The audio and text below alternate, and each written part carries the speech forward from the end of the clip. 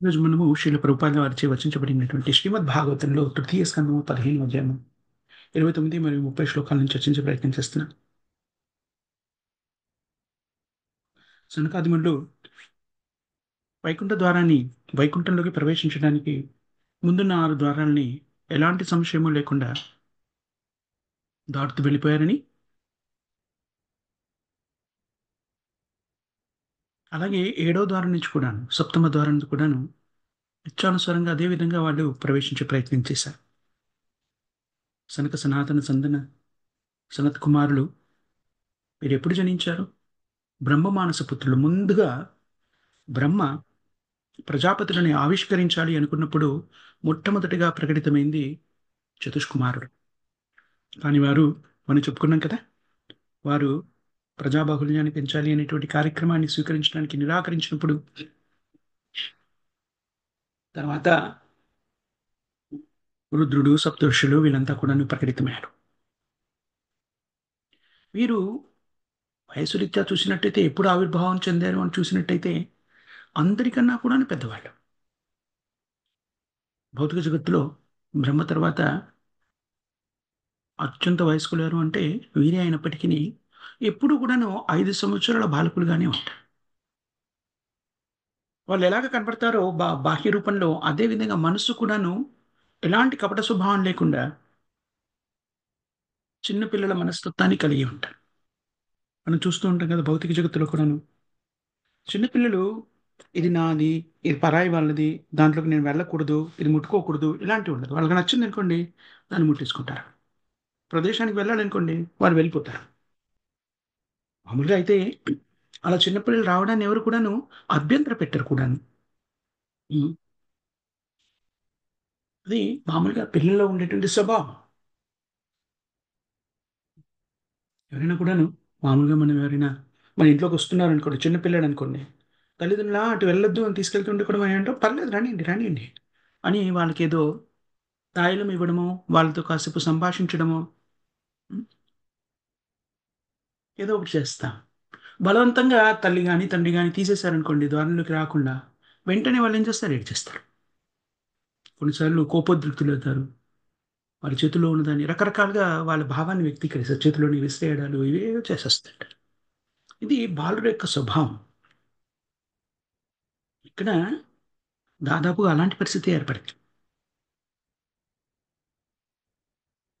ఈ చతుష్కుమారులు సాధువులు, మహాత్ములు. వైకుంఠ ప్రసాదంలోని 6 ద్వారాన్ని చక్కగా దాటారు. అదేవిధంగా సప్తమ ద్వారాన్ని కూడా దాటాలని ప్రయత్నించినప్పుడు ద్వారపాలకులు ఇద్దరు కూడా వారిని ఆటంకపరిచారు.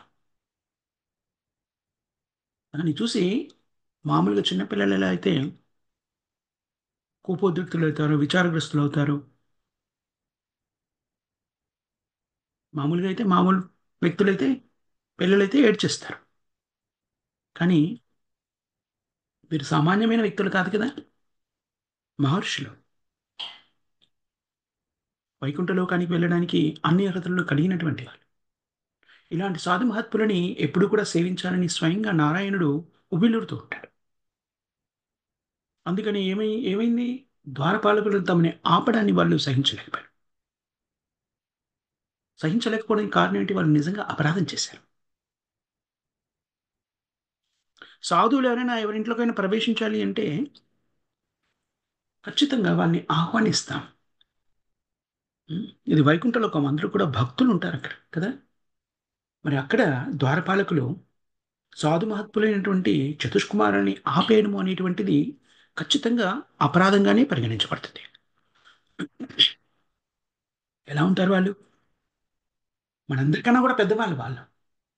మిగిలిన వాళ్ళందరికన్నా కూడా పెద్దవాళ్ళు వాళ్ళు. ఎందుకంటే బ్రహ్మ నుంచి మొట్టమొదటిగా ప్రకటితమైంది ఆ నలుగురే. కానీ ఆత్మతత్వ పరిజ్ఞానాన్ని సంతరించుకొని బ్రహ్మదేవుడు ఏదైతే నిర్దేశించారో చేయమని, ప్రజాబాహుల్యాన్ని పెంచాలి అని ఆదేశించారో, అందుకని ఏ నిర్ణయం తీసుకున్నారు? అసలు మేము పెరగం, బాలకులుగానే ఉంటాం, మేము ఈ కార్యక్రమాన్ని నిర్వర్తించాం. అందుకని చాలా పెద్ద వయస్కులైనా కూడాను బాలకుల్లానే ఉన్నారు.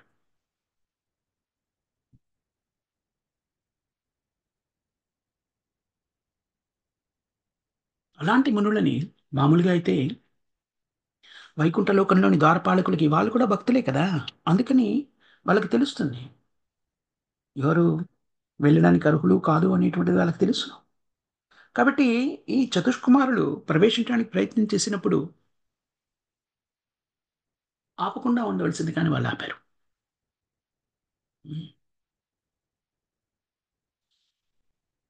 ద్వారపాలకులు అలా చేయడము వాళ్ళేమనుకున్నారు? ఇది మా ధర్మము అనుకున్నారు.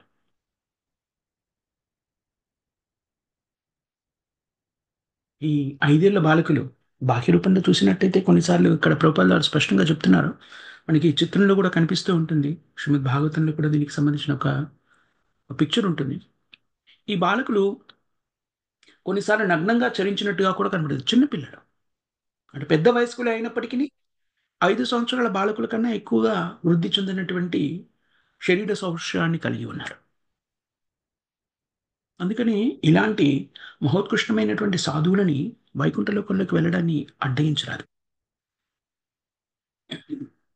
కానీ వీళ్ళు అడ్డగించారు. ఇది సరైన కార్యం కాదు.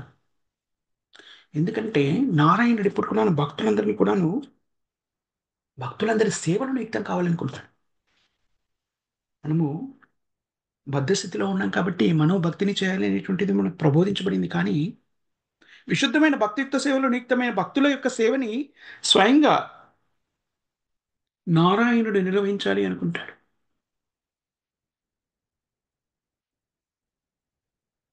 అందుకని కొన్ని సందర్భాల్లో భౌతిక జగత్తులో కూడాను భిన్నమైనటువంటి వైష్ణవ సాంప్రదాయాన్ని మనం చూస్తూ ఉంటాం కదా! భగవంతుడైన కృష్ణుని, నారాయణుని ఆరాధించే వ్యక్తుల్ని నిజానికి ఎవ్వరిని కూడాను భగవద్ దర్శనానికి వస్తారు అంటే అడ్డగించరాదు. అపరిశుభ్రంగా ఉంటేనో, అర్హత లేని వాళ్ళైతేనో అర్హత లేదు అంటే ఏమిటి? ముఖ్యంగా ఉండేది అర్హత లేనిది అపరిశుభ్రంగా ఉంటే. హ్మ్. సరైనటువంటి శుభ్రత లేకుండా వస్తే దాన్ని శుభ్రంగా తయారై అవసరమైతే స్నానం చేసో, కాళ్ళు చేతులు కడిగేసో, శుభ్రంగా తయారై దర్శనం చేసుకోమని చెప్పాలి. అంతేకాని మీరు వెళ్ళడానికి వీల్లేదు అని ఎవ్వరిని చెప్పడానికి ఎవరికీ అర్హత లేదు. ఎవరు అలా చేయకూడదు. ఎందుకంటే ఏ జీవాత్మ అయినా కూడాను భగవంతుడితో ఆ జీవాత్మకున్న సంబంధం ఏమిటో మనకు తెలీదు. హ్మ్. బాహ్య రూపంలో ఒక్కొక్కసారి కనబడే వాళ్ళు కూడా ఎలా కనిపిస్తారు? ఆ! ఇతనేమిటి భక్తుడా? ఇంత దయనీయంగా ఉన్నాడు అనిపించవచ్చు గాక. కానీ ఆ బాహ్య రూపపు దృక్కోణాన్ని పరిగణలోకి తీసుకొని మనం ఒక అంచనాకి రావడం అనేటువంటిది అపరాధానికి కారణభూతమవుతుంది. అందుకని భగవద్ దర్శనానికి వచ్చిన వాళ్ళు ఎవరిని కూడా ఆపకూడదు. ఈ పరిజ్ఞానాన్ని సరిగ్గా అవగతం చేసుకోనటువంటి వ్యక్తులు కొంతమంది. మనం చెప్పుకుంటాం కదా అనేక పర్యాయాలు. శ్రీల ప్రభుపాదుల వారి ప్రబోధనలు స్వీకరించిన వాళ్ళలో హ్మ్, 2 విభిన్నమైన తరగతులుగా ఏర్పడ్డారు. ఒకరు ప్రభుపాదుల వారి ముఖ్యమైన గురువుని స్వీకరించిన వాళ్ళు. మరికొందరు ఆయన శిక్షా గురువును లేకపోతే ఆయనకి లేరు, ఆయన వెళ్ళిపోయారని భావించేటువంటి ఇంకో తరగతికి చెందినవాళ్ళు. హ్మ్. ఒక విధంగా చూస్తే అందరూ కూడా భక్తియుక్త సేవలో నియుక్తమే. కానీ మీరు గమనించండి. అలాంటి భావన కలిగినటువంటి వ్యక్తులు ఎవరైతే ఓహ్! ప్రభుపాదుల వారు గురువు కాదంటే ఆయన ఇంకా ప్రత్యక్షంగా గురువుగా ఉండలేడు. ఎందుకంటే ఆయన భౌతికంగా లేరు కాబట్టి ఆయన ప్రత్యక్షంగా గురువుగా ఉండలేరు అనేటువంటి భావనతోని అలా భావించిన వ్యక్తుల్ని కృష్ణ మందిరంలోకి రానివ్వకుండా అడ్డుకున్న సంఘటన నేను చూశాను. ఇది కేవలము భౌతికమైనటువంటి స్థితి. చూడండి నిరాకారవాదులైనా సరే వారికి పరిజ్ఞానాన్ని ఇవ్వడం వరకే మనకి బాధ్యత ఉంది కానీ వారొచ్చి భగవంతుడు నిరాకారుడని నేను అనుకుంటున్నాను. కానీ ఇక్కడ కృష్ణుడిని నమస్కరిస్తాను అన్నారనుకోండి. నేనెవరిని? మీరెవరు? మనమంతా ఎవరమి? ఆ వ్యక్తిని అడ్డుకోవడానికి? మరి ఏ చైతన్యంతో ఉన్నా కూడాను భగవంతుడికి, జీవుడికి మధ్య ఉండేటువంటి సంబంధము వారి ఇద్దరికీ మధ్యనున్నటువంటి ప్రత్యేకమైన సంబంధం. దాని బాహ్య రూపంలో ఉన్నటువంటి మనం ఏం చేస్తున్నాం ఇది? భగవంతుడి యొక్క కార్యాన్ని మనము కొంత బాధ్యత స్వీకరించి నిర్వర్తిస్తున్నాం. మందిరానికి అధిపతిగా ఉన్నారు. టెంపుల్ ప్రెసిడెంట్ అంటారు. లేకపోతే జీవీసీగా ఉన్నారు. అంటే శిల ప్రభుపాదులు ఏర్పరిచినటువంటి గవర్నింగ్ బాడీ కమిషన్. అంటే ముఖ్యంగా వాళ్ళు చేయవలసిన పని ఏంటంటే తత్వాన్ని సరిగ్గా ప్రభుపాదులు వారు బోధించిన తత్వాన్ని అందరూ సరిగ్గా పాటిస్తున్నారా లేదా చూడడం మాత్రమే వాళ్ళ బాధ్యత. కానీ రకరకాల కారణాల వల్ల మనం గమనిస్తూ ఉంటాం. రకరకాల కారణాలు. రకరకాలు అంటే దానికి పెద్దగా కష్టపడక్కర్లేదు. శాస్త్రం తెలిసినప్పుడు మనకు బోధపడేదేమిటి? భౌతికమైనటువంటి కార్యక్రమాలు. ఎవరైనా అనుకోవచ్చు, అదేమిటండి వారన్నింటినీ త్యాగం చేసినటువంటి సర్వసంగ పరిత్యాగులు, భార్య బిడ్డలను వదిలేశారు, ఆస్తుల్ని అన్నీ వదిలేశారు, సన్యాసాశ్రమాన్ని స్వీకరించారు, లేక బ్రహ్మచారి ఆశ్రమాన్ని స్వీకరించారు. స్థూల ఆసక్తి, సూక్ష్మ ఆసక్తి అని 2 ఉంటాయి. మనం అనేక పర్యాలు చెప్పుకుంటాం. స్థూలంగా ఉన్నయి వదిలేయడం పెద్ద కష్టం కాదు. వదిలేయనప్పుడు ప్యాషనేట్‌గా అంటే రజో గుణ ప్రభావం చేత రకరకాల కార్యక్రమాలు చేస్తున్నాం స్థూలంగా. అవి వదిలిపెట్టడము కొంత ప్రయత్నం వల్ల అది వదిలిపోతుంది. కానీ సూక్ష్మంగా ఆనందాన్ని అనుభవించాలి. మెటీరియలిజం, భౌతికత్వం, సూక్ష్మ భౌతికత్వము అదంత తొందరగా తొలగిపోదు. మనం చూస్తూ ఉంటాం అది. అందుకని అనేక చోట్ల మనము ఒకే తత్వాన్ని ప్రబోధిస్తున్న వాళ్ళు కూడా ఏం చేస్తారు? ప్రభుపాదుల వారి తత్వమే తీసుకుందాం మనం. అతని శిష్యుల్లో ఒక్కొక్కరికి పోటీ ఏమిటి? నాకెంతమంది శిష్యులున్నారు? మీకెంతమంది శిష్యులున్నారు? ఆ పోటీ ఆధ్యాత్మిక పురోగతికి అంటే మంచిదే. నాకెక్కువ మంది శిష్యులున్నారు కాబట్టి నేను గొప్పవాడిని. నేను అందుకని నాకు ఇన్ని విభాగాలు భూ భూలోకంలో ఇన్ని దేశాలు లేకపోతే ఇన్ని విభాగాలు నా అధీనంలో ఉండాలి. ఇదంతా కూడా ఏం సూచిస్తుంది? మనం ఎప్పుడు కూడాను కృష్ణ చైతన్యం ఎప్పుడు కూడాను అధికారులం కావాలని ప్రబోధించదు. అధికారి ఎప్పుడు కూడా కృష్ణుడే. మనం రకరకాల స్థాయిల్ని స్వీకరించి కృష్ణ భక్తిలో నెలకొంటాము. మనకి ఇవ్వబడినటువంటి అధికారాలనైతే చెప్పబడుతున్నాయో అవన్నీ కూడాను కృష్ణ సేవ. ఒకరు మందిరానికి అధిపతిగా ఉండొచ్చు. మందిరాధ్యక్షులుగా, టెంపుల్ ప్రెసిడెంట్‌గా. లేకపోతే ఒకరు హ్మ్, జోనల్ ఆచార్య అని ఇంకేదో పెట్టారు. ఒక జోన్ భూభాగానికి సంబంధించిన ఆచార్యుడై ఉండవచ్చు. గవర్నింగ్ బాడీ కమిషన్‌కి అధ్యక్షులై ఉండవచ్చు. లేకపోతే దాంట్లో సభ్యులై ఉండవచ్చును. హ్మ్. పెద్ద మందిరానికి అధిపతి అయి ఉండొచ్చు. ఇంకొకరు చిన్న మందిరానికి అధిపతి అయ్యొచ్చు. ఇవన్నీ కూడాను మనవి కాదు. ఈ చైతన్యం మనకి రానంత వరకి కూడాను భౌతికంగా, స్థూలంగా కనబడేటువంటి వస్తువులు వదిలిపెట్టినా కూడాను సూక్ష్మంగా నేమ్, ఫేమ్, అడరేషన్ అని రాస్తారు ప్రభుపాద గారు. కీర్తి, ప్రతిష్ట, ఇంకొకటేమిటి ఆరాధన. అందరూ నన్ను పొగడాలి. అందరిచే నేను గుర్తించబడాలి. ఓహ్! మహారాజ్ మీరు సూపర్. మీరు మీరు లెక్చర్ ఇస్తే అసలు నాకు ఇదైపోయింది, అదైపోయింది, ఇదైపోయింది. ఆ లెక్చర్ ఎక్కడి నుంచొచ్చారు? ప్రభుపాద వారి ప్రసంగాన్ని స్వీకరించే కదా! ప్రామాణికమైనటువంటి ఆచారాన్ని స్వీకరించే కదా! భగవంతుడు ఇచ్చినటువంటి పరిజ్ఞానాన్ని ఇతరులకు అందించాం. అది మన సొంత పరిజ్ఞానం కాదు. శిల ప్రభుపాద గారు స్వయంగా చెప్తారు. ఇది నా సొంత పరిజ్ఞానం కాదు. అనుక్షణం చెప్తారు. నా గొప్పతనం ఏదైనా ఉంది అంటే ప్రభుపాద గారు చెప్తారు. ఏమని? మా గురువుగారు చెప్పిన దాన్ని యథాతథంగా ప్రకటితం చేయడమే నా గొప్పతనం. ఈ భావన మనలో కలగనంత వరకు కూడాను భౌతిక జగత్తు నుంచి బయటపడలేం.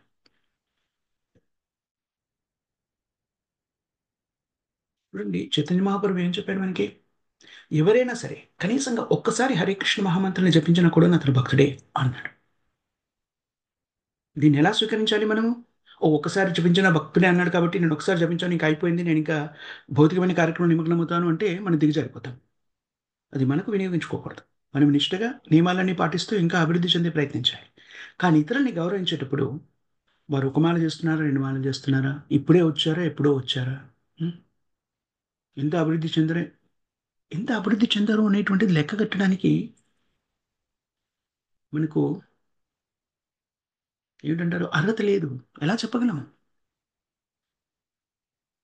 అందుకని ఇలాంటి వ్యత్యాస భావాన్ని వ్యక్తీకరించాలనుకోండి, బ్రహ్మభూత ప్రసన్నాత్మ న శోచతి న కాంక్షతి సమः సర్వేషు భూతేషు చెప్పుకుంటాం మనం భగవద్గీతలో ఇది ఉంది, ఇది ఉంది. కానీ ప్రాక్టికల్‌గా దైనందిన జీవితంలోనే ఆచరించాల్సొచ్చినప్పుడు భౌతికత్వము ప్రకటితమవుతుంది.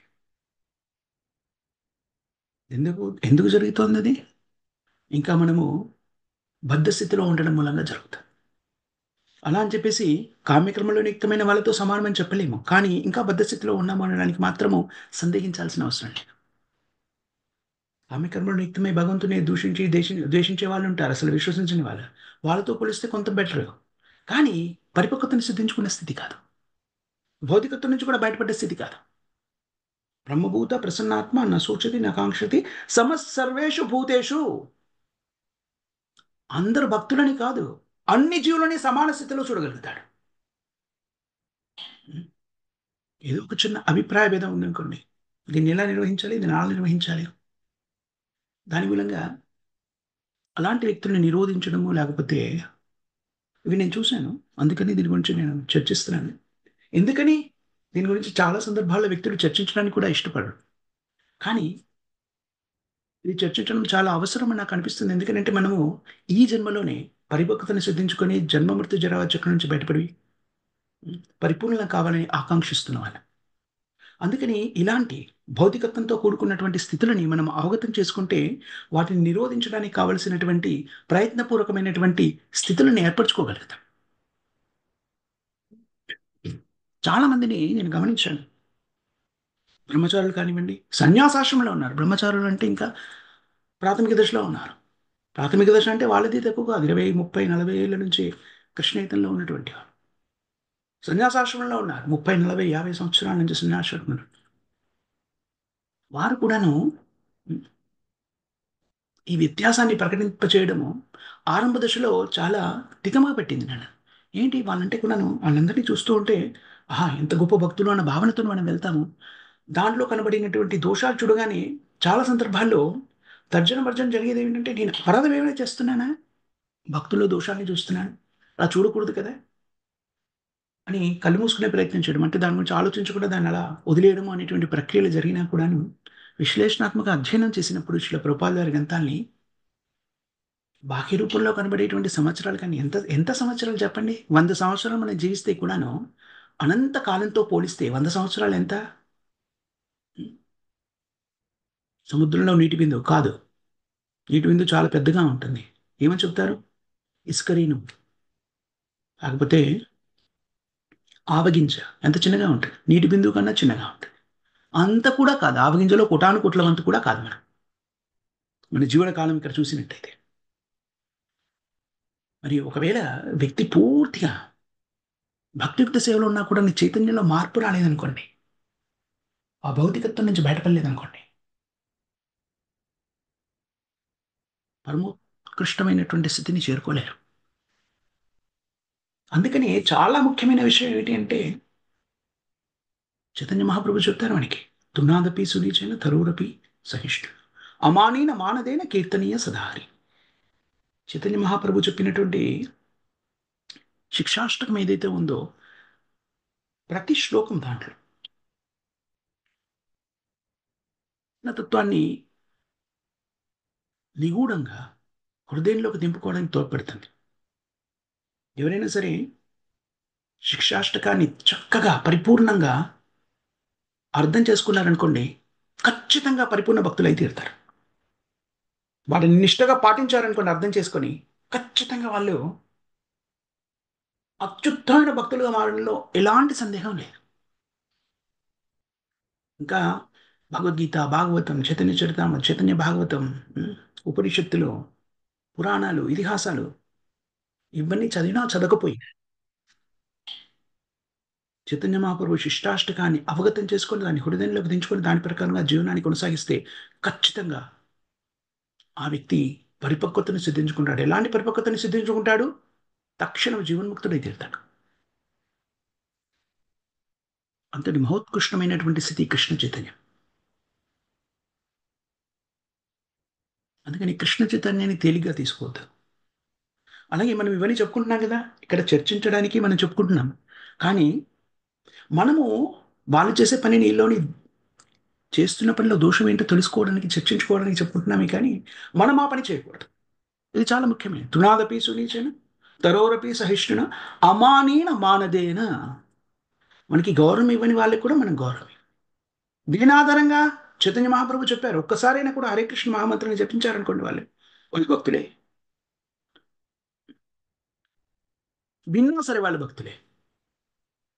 కనబడ్డ ప్రతి వాళ్ళకి కూడా మనం ఏదో ఒక విధంగా హరే కృష్ణ మహామంత్రం వినిపిస్తాం కాబట్టి ఖచ్చితంగా భక్తులే.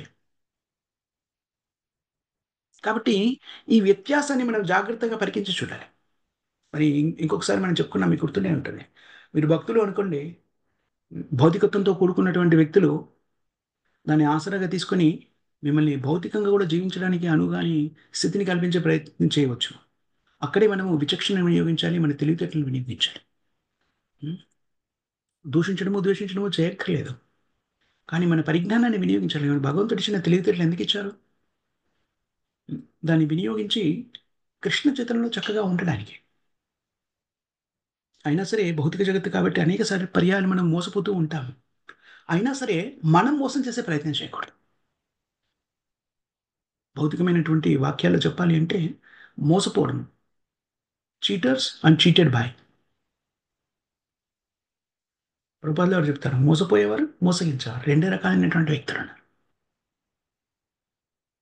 మనం మోసపోకుండా జాగ్రత్త పడాలి, కానీ మనం మోసగించకూడదు. అనేక సందర్భాల్లో మనం మోసపోతూ ఉంటాం సరే, కానీ దాన్ని ఆసరాగా తీసుకొని మనం మోసం చేసే ప్రయత్నం చేయండి. అదేవిధంగా ఇక్కడ భక్తిత్వ సేవలు నియుక్తమైనప్పుడు వ్యక్తులలో ఉండేటువంటి విభిన్నమైనటువంటి చైతన్య స్థాయిని బట్టి వాళ్ళు భగవత్ ఆరాధన చేస్తూ ఉంటారు. ఉం? మనం ఎప్పుడైతే ఎవరినైతే మనము ఆశ్రయించామని చెప్పుకుంటామో వాళ్ళ ప్రబోధనని 100% పాటించాలి. అలా పాటించలేదనుకోండి, ఏమవుతుంది అది? శిల ప్రభుపాద గారు ఒక వాక్యాన్ని వినియోగిస్తారు. ఏమని? సూపర్ఫిషియల్. చెప్పుకోవడానికి మాత్రమే ప్రభుపాద వారి నామాన్ని చెప్పుకుంటున్నాను ప్రభుపాద వారని, కానీ ఆయన చెప్పిన సూచనని నేను పాటించలేదనుకోండి, నేను ప్రభుపాద వారి శిష్యుని ఎలా అవుతాను? వాణి వాపు. గురువు యొక్క సేవ చేసే విధానము 2 విధాలుగా చెప్పబడింది శాస్త్రంలో. వాణి వాపు. వాపు అంటే ఏమిటి? గురువు భౌతికంగా మనకి అందుబాటులో ఉన్నప్పుడు భౌతికమైన సేవ చేయడం. భౌతికంగా సేవ చేయడం అంటే ప్రసాద సేవన చేసి ప్రసాదాన్ని వండి పెట్టడము, లేకపోతే ఆయన చేసేటువంటి సేవల్లో మనము ఉపయుక్తంగా ఉండడము, అలాంటివన్నీ చేయడం. అవసరమైతే పురుష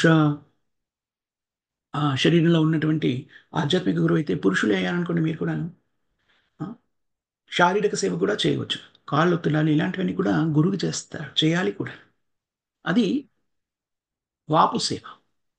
వాణి సేవ, ఒక గురువు మనకి దగ్గరలో లేరనుకోండి, లేకపోతే భౌతిక జగత్తు నుంచి ఆ, తన లీలని పరిపూర్ణం చేశాడని, ఇప్పుడు వాణి సేవ.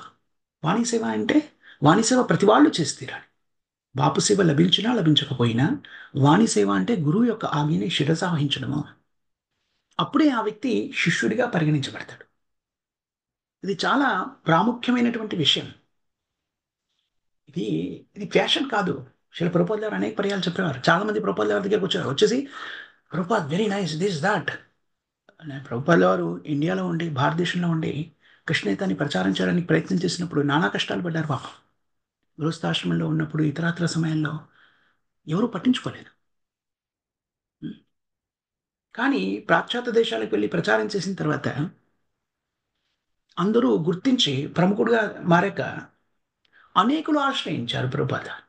ఆశ్రయించి, ప్రభుపాద మాకు ఇనీషియేషన్ కావాలి, మాకు దీక్ష కావాలి, దానికి ఎంత డొనేషన్ ఇస్తామనో ఇదనో అదనో. ప్రభుపాద గారు విసిగించింది, ఇట్స్ నాట్ ఏ ఫ్యాషన్. నాకు ఒక గురువు ఉన్నాడని చెప్పుకోవడం అనేటువంటిది ఒక ఆ, కీర్తి కాదు. నాకు ఇల్లు ఉంది, నాకు కారు ఉంది, నాకు భార్య ఉంది, బ్యాంక్ బ్యాలెన్స్ ఉంది, గుణవంతులైన సంతానం ఉన్నారు, అలాగే నాకు గురువు ఉన్నాడు అని చెప్పుకోవడం కాదు. గురువును స్వీకరిస్తే గురువుని ఆశ్రయించాలి, శరణాగతి పొందాలి. శరణాగతి అంటే ఏమిటి? గురువుని సంతృప్తిపరచడము అని చెప్తూ ఉంటారు. సంతృప్తిపరచడం అంటే ఏమిటి? మీరు ఆనందాన్ని ఎప్పుడు పొందుతారు? మీరు సంతృప్తి ఎందుకు ఎప్పుడు పొందుతారు? మీ పిల్లలు మిమ్మల్ని ఎలా సంతృప్తిపరచగలుగుతారు? మీరు ఏదైతే ఆదేశించారో దాన్ని వాళ్ళు పాటించారనుకోండి, ప్రత్యేకమైన ప్రయత్నం లేకుండా మీరు ఆనందంగా ఉంటారు కదా. మరి గురువును సంతృప్తిపరిచే అతి సులభమైన విధానం ఏంటి? గురువు ఆజ్ఞని నిష్టగా శిరసావహించడం. శిరసావహించకపోవడము అనేటువంటిది దశవిధ నామాపరాధాల్లో ఒక అపరాధం.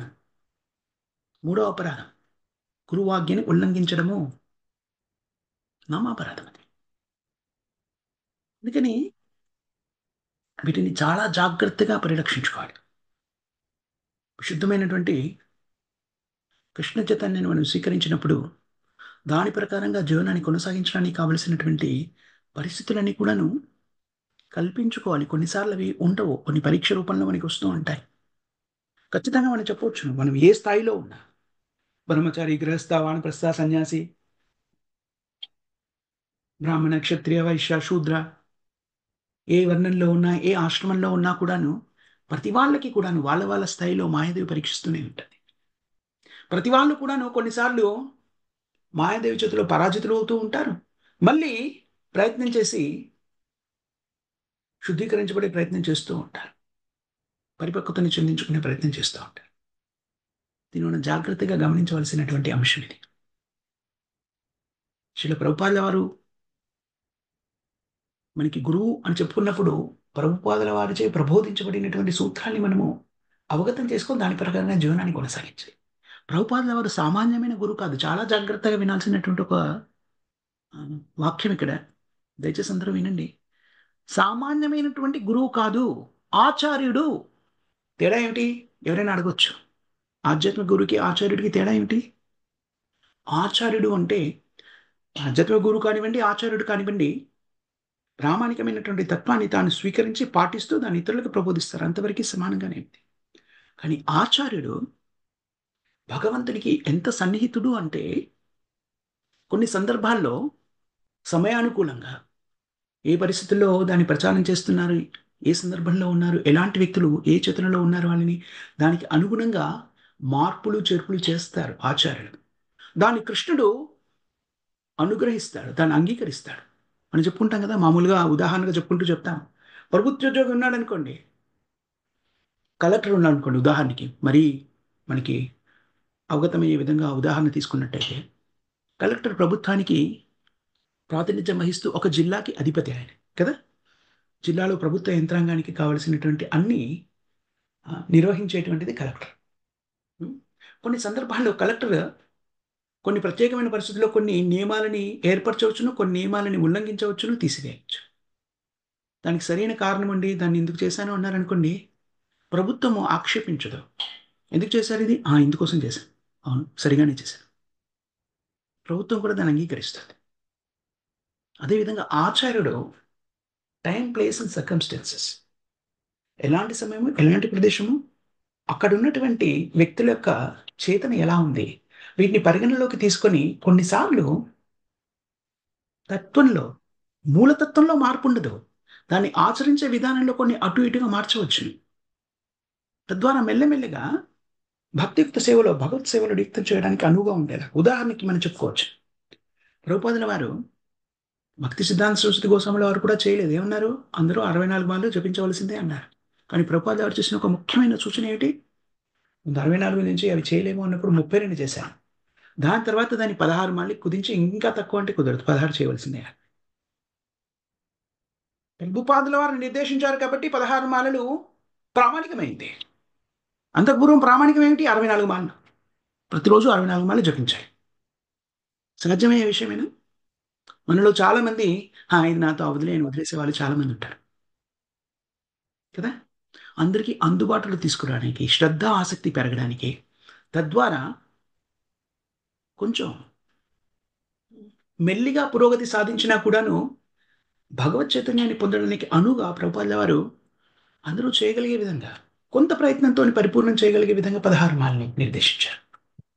ఇది కృష్ణుడు అంగీకరించాడు, చైతన్య మహాప్రభు అంగీకరించాడు. అది ఆచార్యుడు. అలా గురువు చేశాడు కదా, ఇంకా నేను కూడా గురువు అయ్యాను కాబట్టి నేను కూడా చేస్తాను అంటే అది మూర్ఖత్వం అవుతుంది. ఆచార్యులు కూడా ఎందుకు చేస్తారు? ప్రత్యేకమైన పరిస్థితుల్లో భగవత్ ప్రచారం కోసమే ఈ ప్రక్రియని వాళ్ళు స్వీకరిస్తారు. ఊరికి ఏది పడితే అది మార్చాడు, తత్వం మార్చలేదు ప్రభుపాద గారు.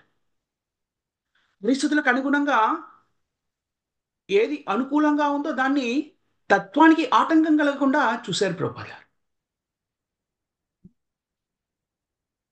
చాలా ముఖ్యమైన ఒక విషయం చెప్పాలి మీకు. శీల ప్రభుపాదుల వారు ఏం చేశారు? అనేక మందికి దీక్షనిచ్చారు. ఇచ్చి వాళ్ళని గురువులుగా ఉండమని శిష్యుల్ని స్వీకరించండి. కానీ నేను భూలోకంలో ఉన్ననాళ్ళు కూడా ఇక్కడ నేనున్న నాళ్ళు కూడా మీరు శిష్యుల్ని స్వీకరించకూడదు, అది సాంప్రదాయం కాదు అని చెప్పారు. ఉం.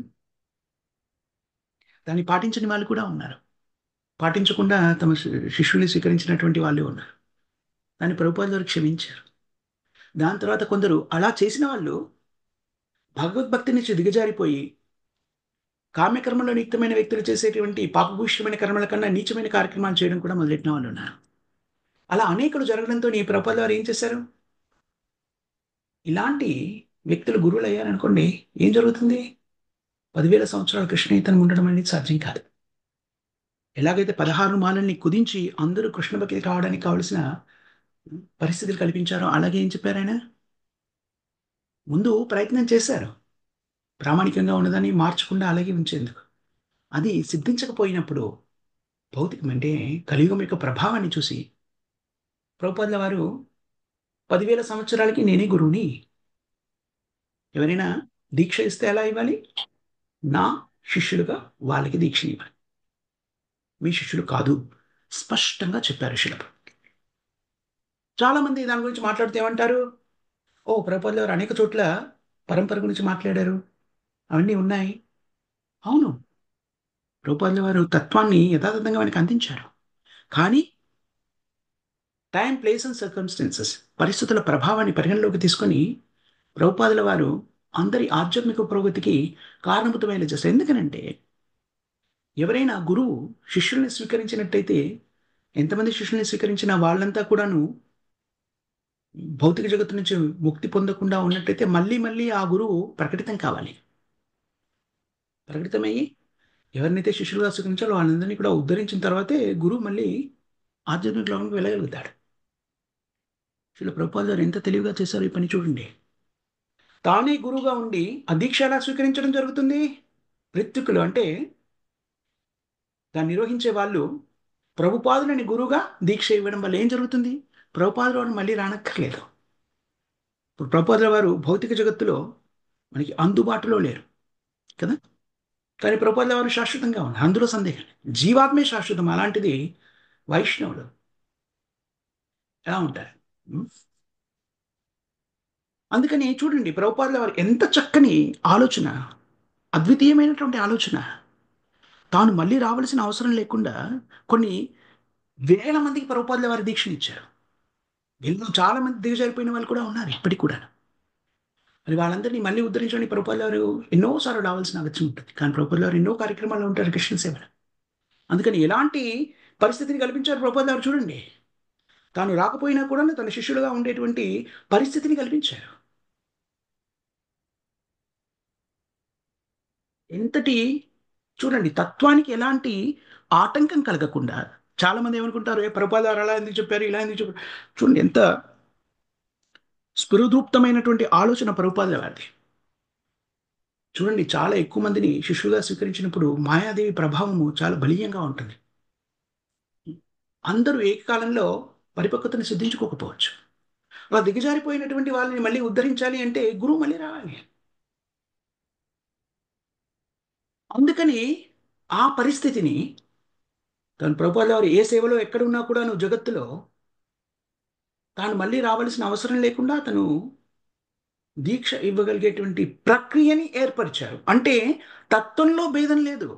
ఇప్పుడు మనం ప్రభుపాదుల వారి శిష్యులము, ఏ కారణం చేతన మనలో కొందరు మళ్ళీ భౌతిక జగత్తులోకి రావాల్సి వచ్చింది, మళ్ళీ ఇంకో శరీరం వచ్చింది కాబట్టి మళ్ళీ దీక్ష తీసుకోవాలి. మళ్ళీ ప్రభుపాదుల వారే ఇచ్చేస్తున్నారు. తాను స్వయంగా కాదు, భౌతికంగా అక్కడ ఉండి కాదు, స్వయంగా ఇస్తున్నారు కానీ భౌతికంగా ఉండి కాదు. ఆ విధమైన ప్రక్రియని చూడండి, దాంట్లో అనూహ్యమైన తెలివితేటలు ఉన్నాయి. భౌతిక జగత్తులో ఎలాంటి పనులు ఏమైనా చేశారనుకోండి, ఆహా ఓహో ఈహి అని పెద్దగా పొగిడేసి నోబుల్ బహుమతులు ఏది పడితే అది ఇచ్చేస్తారు. చూడండి, ఎంతటి మహోత్కృష్టమైనటువంటి తత్వం ఒకసారి బోధపడిన తర్వాత దాన్ని ప్రస్తుత కాలమాన పరిస్థితులకి అనుగుణంగా మార్చి, తత్వానికి ఎక్కడ కూడా ఆటంకం కలగలేదు. ఎవరినైతే గురువుగా స్వీకరిస్తారో అదే గురువు మళ్ళీ మనకి భౌతిక జగత్తు నుంచి ముక్తిని కల్పించాలి. ప్రభుపాదుల వారు అది ఏర్పరిచారు. కానీ ప్రతిసారి కూడా తను రావాల్సిన అవసరం లేకుండానే భౌతిక జగత్తు ఇంకెక్కడో ప్రభుపాదుల వారు తన సేవల్ని నిమిత్తమైనారు. చెప్పారు కదా ప్రభుపాదుల వారు, భౌతిక జగత్తుని ఇక్కడ భూలోకాన్ని వదిలేక ఎక్కడికి వెళ్తారని పాతాళ లోకానికి అని చెప్పారు. అక్కడ ప్రచారానికి వెళ్తున్నానని చెప్పారు. ఆ కార్యక్రమంలో ఇప్పుడు ఇక్కడున్న వాళ్ళు ప్రభుపాదుల వారి శిష్యులు చాలా మంది శరీరాన్ని త్యాగం చేసిన వాళ్ళు కూడా ఉన్నారు. మరి మళ్ళీ వాళ్ళు జన్మించారనుకోండి, వాళ్ళ కోసం మళ్ళీ ప్రభుపాదుల వారు రావాలా? అవసరం లేకుండా పరిస్థితిని ఏర్పరిచారు చూడండి. ఇది ఆలోచించవలసిన విషయం. ఊరికే అది కాదు, ఇది కాదు, ఇలా చెప్పారు. ఇది మనం వినియోగించవలసిన బుద్ధి, తెలివితేటలు. కృష్ణుడు మనకిచ్చినటువంటి బుద్ధి, తెలివితేటలను దీనికి వినియోగించాలి. విశ్లేషణాత్మక అధ్యయనం కోసం వినియోగించాలి. ఇక్కడ చతుష్కుమారులు లోపలికి ప్రవేశించే ప్రయత్నం చేసినప్పుడు ఆ విచక్షణని అక్కడ ద్వారపాలకులు కోల్పోయినట్టుగా మనకి బోధపడుతుంది. ఎందుకు కోల్పోయారు? అది మనం ముందు ముందు శ్లోకాల్లో చర్చించుకుంటాం. అది మనం సంగ్రహించవలసినటువంటి ముఖ్యమైన సారాంశం ఈనాటి శ్లోకాల్లో. ఈ పరిస్థితిని మనం చేరుకోవాలి అంటే ప్రభుపాదుల వారిచే నిర్దేశించబడినటువంటి నియమాన్ని నిష్ఠగా పాటించాలి. హరే కృష్ణ మహామంత్రాన్ని కనీసంగా 16 మార్లు ప్రతిరోజు జపించడము, కృష్ణ ప్రసాదాన్ని స్వీకరించడము, భక్తుల సాంగత్యంలో జీవితాన్ని కొనసాగించడము, నిత్యం భాగవత సేవ ప్రతిరోజు కూడాను భగవద్గీత భాగవతాల నుంచి కృష్ణలీలని శ్రవణం చేయడం, కీర్తన చేయడం ద్వారా మనము ఈ చేతనని పెంపొందించుకోగలుగుతాం. ఇది చాలా ముఖ్యమైన అంశం. చాలామంది దీన్ని ఎందుకనో తెలీదు, సరిగా వివరించలేకపోతారు అని నాకు అనిపిస్తుంది. ఇటుపక్క వాళ్ళు గాని, అటుపక్క వాళ్ళు గాని ఏ రకమైనటువంటి భావనని కలిగి ఉంటారు అంటే, మేము చెప్పింది నిజము, అదే కరెక్ట్ అన్న భావనలో ఉంటారు కానీ, విచక్షణతోని ఆలోచించి స్వీకరించడానికి అంత సులభంగా అంగీకరించరు. అది ఎందుకలా జరుగుతుంది? మోహము. వాళ్ళు స్వీకరించిన దాని మీద ఉన్నటువంటి మోహం. అదే కదా! భౌతిక జగత్తులో మనందరికీ కూడాను కామ్యకర్మలో నియుక్తమైనటువంటి వ్యక్తి దాన్ని వదిలిపెట్టమంటే, అదెలా కుదురుతుందండి? ఈజ్ ఇంపాసిబుల్ అంటాడు కదా! ఏమంటాడు? నేను ఇది భౌతికమైనటువంటి నేను ఒక ఉదాహరణ చెప్తాను. గత 2, 3 డేస్ నుంచి ప్రిసైజ్‌గా నేను చెప్పగలను ఏంటంటే, భక్తి సిద్ధాంత సరస్వతి గోస్వాముల వారి అంతర్ధారణ దినోత్సవం రోజు ఉపవాస దీక్షలు చేసిన తర్వాత, ఏదో ఒక కారణం చేత నేను ప్రసాదాన్ని సరిగ్గా స్వీకరించలేకపోయాను. అలా ఒకరోజు గడిచిపోయింది. తర్వాతి రోజు కూడాను ప్రసాదం సరిగ్గా స్వీకరించకపోవడానికి జ్వరం వచ్చేసింది. సో, భక్తులు చాలామంది వాళ్ళలో ఏ దురుద్దేశమూ లేదు. ప్రేమ భావనతోని ఏం చెప్పారు? "మీరు మెడిసిన్ తీసుకున్నారా?" ప్రతి వాళ్ళు అడిగిన ప్రశ్న ఇది. "మెడిసిన్ తీసుకున్నారా? టాబ్లెట్స్ వేసుకున్నారా?" అంటే ఇది ఎందుకు నేను చెప్తున్నాను అంటే, మనం దీని గురించి అనేక పర్యాయాలు చర్చించుకున్నాం. ఇది ఎందుకు నేను చెప్తున్నాను అంటే, మనం ఇలాగ కండిషన్డ్ ఎలాంటి బద్ధస్థితిలోకి మనం తోసివేయబడ్డామంటే, మనం దాన్ని ప్రేమ భావనని, ప్రేమను వ్యక్తీకరించేటువంటి ఒక సాధనంగా భావిస్తాం. అంతగా దాన్ని విశ్వసిస్తాం. నిజానికి నాకు ఆ రుగ్మతకి కారణం ఏంటంటే, సరైన ప్రసాదం స్వీకరించకపోవడం. దాన్ని సరిగ్గా స్వీకరించాలనుకోండి, అది తొలగిపోతుంది. సరైన రెస్ట్ ఇచ్చేసేసి ప్రసాదం స్వీకరిస్తే పోతుంది. కానీ మనం ఏం చెప్పుకుంటాము?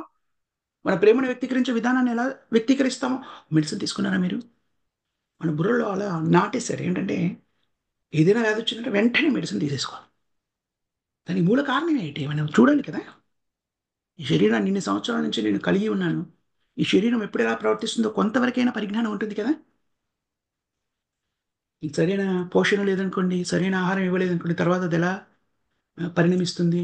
ఎలా అది ఆహ్, ప్రతిఘటిస్తుంది? లేకపోతే పర్యవసానాన్ని చూపిస్తుంది? మనం కొద్దిగా గమనించినట్టయితే మన అందరి శరీరాలకు సంబంధించి కొంత పరిజ్ఞానం మనకి బోధపడుతుంది కదా! కానీ విచిత్రంగా అడిగిన వాళ్ళంతా కూడాను ముందుగా అందరూ చాలా మంది భక్తులు మెడిసిన్ తీసుకున్నారా? టాబ్లెట్ వేసుకున్నారా? డాక్టర్ దగ్గరికెళ్లారా? మెడిసిన్ తీసుకున్నారా? ఇది వాళ్ళ దోషం కాదు. ఎందుకనంటే పాపం వాళ్ళు ప్రేమతో ఆ ప్రేమ భావాన్ని వ్యక్తీకరించడంలో కూడాను ఎలాంటి భావనని దాన్ని పూర్తిగా విశ్వసించారు. మెడిసిన్ తీసుకుంటే రోగం తగ్గుతుంది. అదే విధంగా ఇక్కడ ప్రభుపాదుల వారి సూచనల్ని యథాతథంగా స్వీకరించి, చివరిగా ఆయన ఇచ్చినటువంటి సూచనల్ని స్వీకరించకుండా వాళ్ళు పూర్తిగా విశ్వసిస్తారు. ఇదే కరెక్ట్ అనేటువంటిది. ఆ దోషభూయిష్టమైనటువంటి హ్మ్, ఆలోచన విధానము అక్కడ మనకి దానికి ఒక ప్రత్యేకమైన కారణం ఉంది. ముందు ముందు శ్లోకాల్లో మనం చదువుకుంటాము. వైకుంఠ లోకంలోని ద్వారపాలకుల్లో కూడా మనకి గోచరితం ఇది. కానీ అక్కడిది, ఇక్కడిది ఒకటి కాదు. ఎందుకంటే వైకుంఠ లోకాల్లో వాళ్ళకలా జరగడానికి కారణం ముందు ముందు శ్లోకాల్లో మనం నేర్చుకుంటాం. ఇది మనం సంగ్రహించవలసిన ముఖ్యమైన సారాంశంగా పరిగణించవచ్చును. ఇక్కడ మనం ఆపేద్దాం మాతాజీ. ప్రభుజీ సార్ ఏమైనా క్వెషన్స్ గాని, కామెంట్స్ కానీ, కరెక్షన్స్ కానీ ఉన్నాయా? హరే కృష్ణ ప్రభుజీ. దండవత్ ప్రణాం ప్రభుజీ. హరే కృష్ణ మాత దండవత్ ప్రణాం. ప్రభుజీ, ప్రభుపాదుల వారు ఎంతటి ఆచార్యులు అంటే, మహోత్కృష్టమైన ఆచార్యులు అంటే, శిష్యులు ముక్తి పొందే వరకు కూడా తాను ముక్తి పొందను అని చెప్పి అన్నారని మీ ద్వారా తెలుసుకున్నాం ప్రభుజీ. అంతటి మహోత్కృష్టమైన ఆచార్యులు. ఈ కేవలం ప్రభుపాదుల వారు మాత్రమే కాదు మాత, ఇది శాస్త్రం చెబుతుంది. గురువు ఎవరైనా సరే తన శిష్యులను ఎవరైనా స్వీకరించారనుకోండి, వాళ్ళు ముక్తి పొందలేదనుకోండి, వాళ్ళు భౌతిక జగత్తులోకి మళ్ళీ ప్రవేశిస్తే గురువు మళ్ళీ రావాలి. ఆధ్యాత్మిక గురువు అనేవాడు ఒక్కొక్క జన్మకి ఒక్కొక్కడు ఉండడు. ఆధ్యాత్మిక గురువు శాశ్వతుడు. మనం ఎన్ని Yes, జన్మలు ప్రభుజీ. ఎత్తినా కూడాను, ఎన్ని శరీరాలు పొందినా కూడాను మనకు ఆధ్యాత్మిక గురువు ఒక్కరే ఉంటారు. మరి ఆధ్యాత్మిక గురువు కదా మన ఈ భౌతిక జగత్తు నుంచి బయటకు లాగేది. మరి మళ్ళీ మనం భౌతిక జగత్తుకు వస్తే ఆధ్యాత్మిక గురువు మళ్ళీ రావాలి, వచ్చి దీక్షని ఇవ్వాలి. అది శాస్త్రం చెప్తున్నటువంటి సత్యము. దాన్ని ఉల్లంఘించకుండా రాకుండానే దానిని నిర్వహించేటువంటి పద్ధతి ప్రభుపాదుల వారు ప్రవేశపెట్టారు. ఇలాంటిది భౌతిక జగత్తులో ప్రవేశపెడితే గ్యారంటీగా నోబెల్ బహుమతి ఇస్తారు. ఎందుకంటే ఇక్కడ తత్వం ఏమి మార్చలేదు ప్రభుపాదుల వారు, Yes, ప్రభుజీ. కానీ సౌలభ్యంగా చేశారు. తన ప్రతినిధులుగా ఋత్విక్కులను ఏర్పాటు చేశారు ప్రభుజీ. అంటే వ్యక్తిని ఏర్పాటు చేసినప్పుడు ఏం చేశారు? మీరు ఎవరికైతే దీక్షిస్తున్నారో వాళ్ళంతా నా శిష్యునే అని చెప్పారు. Yes, ప్రభుజీ. తద్వారా ఏం చేశారు? ప్రభుపాదుల వారు మళ్ళీ భౌతికంగా ఇక్కడికి వచ్చి వాళ్ళకి దీక్ష ఇవ్వాల్సిన అవసరం లేకున్నా కూడాను, అలా ఒకవేళ పరిపూర్ణతను సిద్ధించుకున్నటువంటి భక్తులు ఎవరైనా ఉంటే వాళ్ళు మళ్ళీ ప్రభుపాదుల వారిని గురువుగా స్వీకరించి ముందుకెళ్ళడానికి కావాల్సినటువంటి పరిస్థితిని కల్పించారు. ఈ విధమైన ఆలోచన మనం చేయాలి, అంతేకాని ఆహా ఎలా చెప్పారు, ఇది చేశారు, ఈ వ్యక్తి అన్నాడు, ఆ వ్యక్తి అన్నాడు, ఇవన్నిటి నుంచి మనం బయటపడాలి. తత్వాన్ని, సిద్ధాంతాన్ని ప్రభుపాదుల వారు ఎందుకు దాన్ని నిర్దేశించుంటారు, ఇక్కడ మన తెలివితేటలు వినియోగించాలి. ఆలోచించండి, ప్రభుపాదుల వారు లేకపోతే ప్రభుపాదుల వారు ఉన్నప్పుడే 10,000 మంది కన్నా ఎక్కువ మంది శిష్యులు ఉన్నారు ఆయనకి అతి తక్కువ కాలంలో. మరి ఈ 10,000 మందిలో మనకి కనబడుతున్న వాళ్ళు చాలా మంది దిగజారిపోయిన వాళ్ళు ఉన్నారు. ఇక 10,000 మంది వీళ్ళంతా కూడా నువ్వు ముక్తి పొంది భౌతిక జగత్తు నుంచి బయటపడాలి అంటే ఎంతకాలం పడుతుంది? Yes, ప్రభుజీ. చాలా నైస్ గా అటువంటి ఆలోచన అయితే చాలా ఉన్నతమైనది ప్రభుజీ. మీరు అన్నట్టుగా ఖచ్చితంగా అది ప్రశంసనీయము, అలాగే దానికి తగినటువంటి గౌరవం కూడా ఇవ్వాలి. కానీ మన ప్రస్తుత పరిస్థితులు అటువంటి గౌరవాన్ని ఆయనకి ఇవ్వలేదు. వాళ్ళు ఇచ్చేస్తున్నారు, ఇవ్వని వాళ్ళు కొందరు ఇవ్వకుండా ఉన్నప్పటికీ it's a matter of time Mataji. ఇవన్నీ కూడాను అందరూ కూడాను 1-2 జనరేషన్స్ ఇంకా ఇలాంటి భావజాలంతో జీవిస్తే జీవించవచ్చు, కానీ అంతిమంగా అందరూ కూడా ప్రభుపాదుల దగ్గరికి రావాల్సిందే. ఇప్పుడు Yes, వస్తారా, ప్రభుజీ. ఈ జన్మలో వస్తారా, ఇంకో 2-3 జన్మలు తీసుకుంటారా, అది వాళ్ళ ఇష్టం. Thank you so much Prabhuji. Hare Hari Krishna ఓం మాత. ప్రభుజీ. ఇంకా ఎవరికైనా క్వశ్చన్స్ కానీ కామెంట్స్ కానీ ఉన్నాయి మాత చేసిన ప్రభు చేసి. ఈరోజు ఆదివారమా? ఆదివారమే కదా. ఎస్ ప్రభుజీ. ఈరోజు మనకి 8 to 9 కదా, 8 to 8:30, 8 నుంచి 8:30 వరకు మనం హిందీలో ఇష్టాగోష్ఠి కార్యక్రమాన్ని ఏర్పరచుకుంటాం. 8 నుంచి 9 వరకు, 8 నుంచి 9 కదా మాతాజీ. 8 నుంచి 9 వరకు మనము కృష్ణలీల వివరణ గురించి చెప్పుకుంటాము. దాని తర్వాత మళ్ళీ 10:30 నుంచి 11 వరకు జపయజ్ఞ కార్యక్రమం, 11 నుంచి 11:30 వరకు ప్రభుపాదుల వారి గ్రంథాల నుంచి అధ్యయనం చేస్తాం. విశ్లేషణాత్మక అధ్యయనము, చర్చ ఉంటుంది, శ్రవణము, పఠనము. అందరూ కూడా దానిలో భాగస్తులు కావాల్సిందిగా విజ్ఞప్తి. దాని తర్వాత మళ్ళీ సాయంత్రం 4:30 నుంచి మళ్ళీ చైతన్య చరితామృతం నుంచి మనము అధ్యయనం చేస్తాం. 4:30 నుంచి 5:30 వరకు, 5:30 నుంచి 6 వరకు మళ్ళీ జపయజ్ఞ కార్యక్రమం, 6 నుంచి 7 వరకు. ఈరోజు ఆదివారం కదా, ఈరోజు ఇష్టాగోష్ఠినా లేకపోతే క్విజా? ఇష్టాగోష్ఠి కదా. ఇష్టాగోష్ఠి కార్యక్రమం ఏర్పరచుకుంటాం.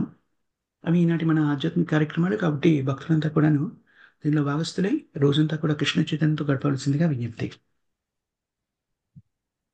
Thank you very much Mataji and Prabhujis. దండవత్ ప్రణాం. హరే కృష్ణ ప్రభుజీ. దండ ప్రణాం. హరి హరి బోల్. ప్రణాం.